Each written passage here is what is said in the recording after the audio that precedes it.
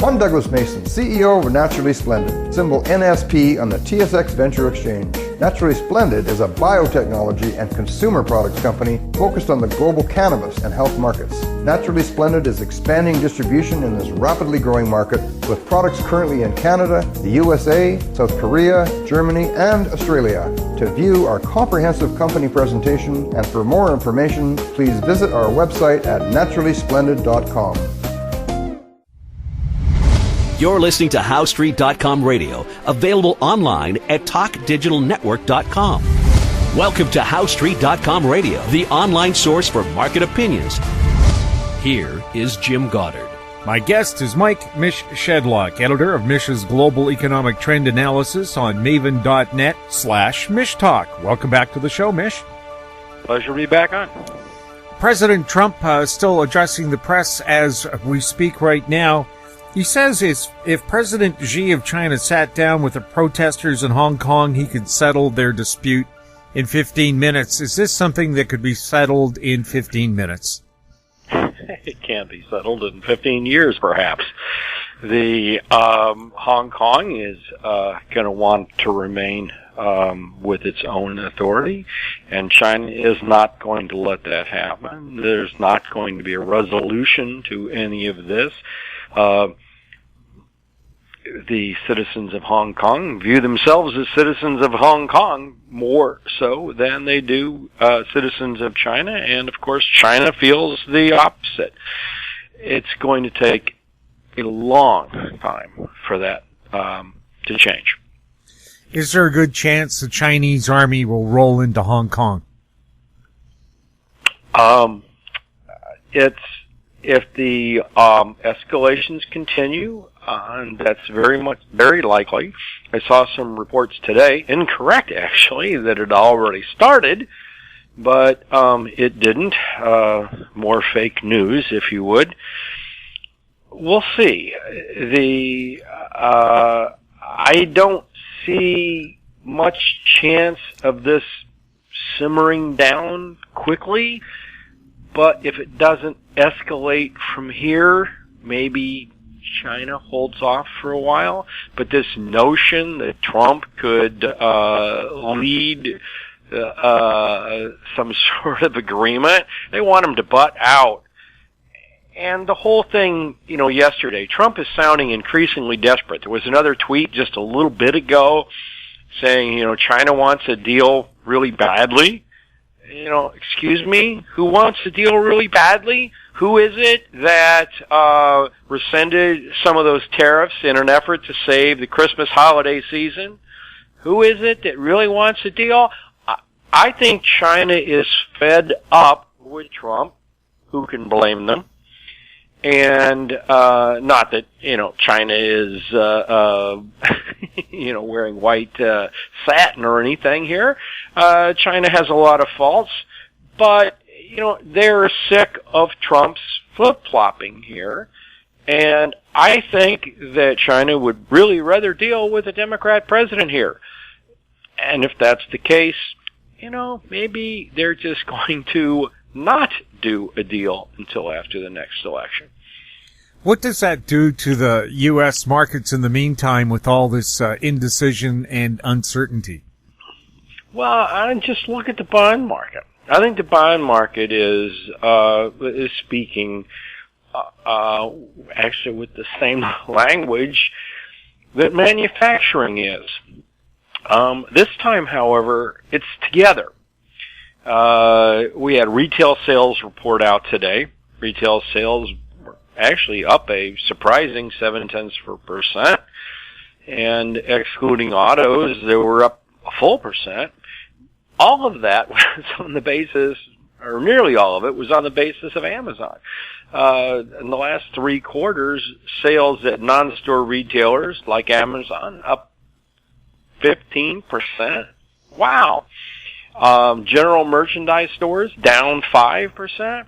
The other thing that was up was spending on food at restaurants and drinking establishments. people stopped buying cars and they started drinking more. That's the message. I said, eat, drink, and be merry shopping at Amazon was my synopsis of that. But if you look at the industrial production report, which also came out today, down again, and that was despite a big rise in utilities. Now, utilities go up in the summer with when there's a heat wave, air conditioning use, and in the winter when it's colder than unusual on heating. Toss that aside, and manufacturing is down. It peaked in December. And by the way, that December peak was less than the peak in December of 2007. So if we enter a recession now, this will be the first time ever in which manufacturing never fully recovered its losses in the last recession. That's exactly what I expect to happen. The yield curve and manufacturing are singing one tune. Jobs, and which are a lagging indicator, and retail sales are speaking another tune. I think the message from the bond market and the message from manufacturing are which one to believe if you have to take a choice. We'll have more with Mike Shedlock right after this. Cypress Development Corp. is developing a world-class lithium resource in the heart of Clayton Valley, Nevada. The size of the resource makes the Clayton Valley project a premier asset with the potential to impact the future of lithium supply. Cypress Development Corp. trades on the TSX Venture Exchange, symbol CYP, the OTCQB, symbol CYDVF, and on Frankfurt, symbol C1Z1. For more information, please visit our website, cypressdevelopmentcorp.com. Avon Resources Limited is a gold exploration company with significant projects in British Columbia and the Yukon, trading on the TSX Venture Exchange, symbol ABN, and the OTCQB, symbol ABNAF. Surrounded by world-class gold deposits and mines, Avon's 23,000 hectares Forest Kerr Gold Project is located in the heart of the Golden Triangle in northwestern BC. For more information, visit us at avonresources.com. Welcome back. We're speaking with Mike Shedlock. Mish, the president is calling on Jerome Powell to continue his cuts. He's also called the chair of the Fed clueless. Is monetary policy in the right place? Now, the amusing thing about this is Trump is sort of right. Powell is clueless, but Trump is also clueless. Trump's trade wars are very poor policy, economic policy. The tax cuts, his tax cuts were all front-loaded and primarily to wealthy individuals. I don't think that was a good policy decision. I don't think, as bad as the Fed is, and I do think that the Fed is really, really bad here, that having government control money supply is actually worse than having the Fed control it. So look at what happens when governments take over the printing press. Well, you can look at the Weimar Republic. You can look at things that happened in Zimbabwe and Argentina. I don't think it would happen to the same extent here, but one never knows. Anyway, it's a very bad policy. That doesn't mean there should be a Fed. I don't believe we should have a Fed. These guys are indeed clueless. They don't know what they're doing. They've created 3 consecutive bubbles. But, having Trump set monetary policy would be or having Congress set U.S. monetary policy would be the one thing worse than having the Fed do it. So they're both clueless. Well, Trump's right. The Fed is clueless. It's blown 3 consecutive bubbles. How can you, act any other way? But Trump is calling for the very same policies that actually blew those last 3 bubbles. So it's clueless calling clueless, if you ask me. Is there really a need to have central banks since the Fed was created and it was created to prevent recessions? There's been 18 recessions, and we could be on the brink of number 19. Yeah, and by the way, there was a change in terms. Someone taunted me a couple of weeks ago on Twitter. Well, we've not had, one depression, since 1929. Well, and there's a very good reason for that. They changed the meaning of the word depression. They coined a new word, and they called it recession. So prior to 1929, or 1929 and before, every economic slowdown was called a depression. Now we call them recessions, so we don't have depressions anymore simply because we changed the name. And and when they did so, they also labeled that the Great Depression. So, since the last recession was so severe, they decided to call that the Great Recession. So, but the notion that the Fed can prevent recessions is certainly laughable. The Fed has literally caused recessions, trying to prevent them and trying to keep inflation at a magic 2%. There's no rhyme or reason for inflation to be precisely 2% versus any other number. Yet that's what they try to do, and in attempting to get consumer price inflation at 2% and failing, they've ended up blowing asset bubbles, because that's really what's been inflated. The junk bonds, houses, and certainly we're in one of the most amazing stock market bubbles in history. We'll have more with Mike Shedlock right after the break. Grand Portage Resources' Herbert Gold Project in southeast Alaska highlights increased gold resource, indicated and inferred, of 860,000 ounces, in excess of 10 grams per ton gold. Expansion drilling is planned on the Herbert Gold property for the summer of 2019. Grand Portage Resources trading symbols are GPG on the TSX Venture, GPTRF on the OTCQB, and GPB on Frankfurt. For more information, please visit our website, grandportage.com.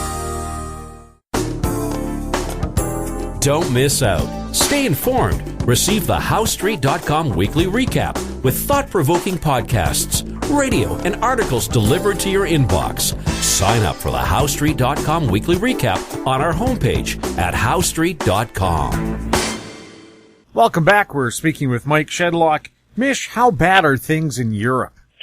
As bad as things are here, they're much, much worse in Europe. And at least in comparison purposes, the Fed did things much, much smarter than the ECB.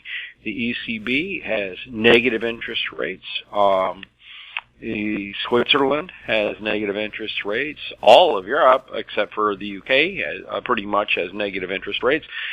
And that's by setting interest rates negative.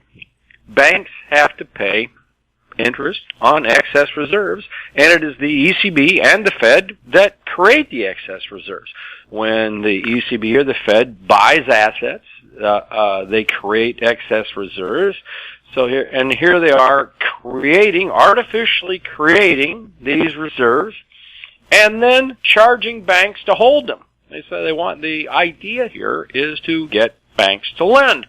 Well, the problem with the notion is, and the central bankers ought to know it, is that even if Bank A decides to make a loan, the recipient of that money redeposits it somewhere else, and the excess reserves don't ever really go away. So it's actually nearly impossible to get rid of these excess reserves in the manner in which the ECB wants them to. Meanwhile, and the ECB is technically pressuring banks to make bad loans, which is one of the reasons why we have a banking crisis in the first place. So the policy by the ECB is extremely counterproductive. Now, if you compare that to what the Fed did, the Fed pays interest on excess reserves, slowly bailing out the banks over time. So if the idea was to have a banking bailout under the table with no one really, having a spotlight on it, the Fed did a much better job. Now, I don't agree with the bailout, but I can say that policy-wise, the Fed was much smarter than the ECB. So when people talk here about, and I get asked all the time, are negative interest rates coming to the U.S.? I don't know. I in the back of my mind says, the Fed realizes how stupid the ECB was without ever coming out and saying that. But, we'll see. And how long will Powell last? Will Trump actually try and fire him? I don't know. Will Powell step down? I don't think he would do that voluntarily. Who knows? Actually, I believe that Trump is going to be gone after the 2020 election, depending on who runs against him, and depending on the state of the recession at the time. I do think we'll be in one. If we're not, I think Trump will get reelected. Mish, thank you so much for chatting with us. Pleasure to be on the show. My guest has been Mike Mish Shedlock, editor of Mish's Global Economic Trend Analysis on maven.net/MishTalk. If you have any questions for Mike or any of our other guests, you can send them to info@howstreet.com. Find us on Twitter @HowStreet. Our YouTube channel is Talk Digital Network. I'm Jim Goddard. Thank you for listening. Comments made on HowStreet.com radio are an expression of opinion only and should not be construed in any matter whatsoever as recommendations to buy or sell any financial instrument at any time.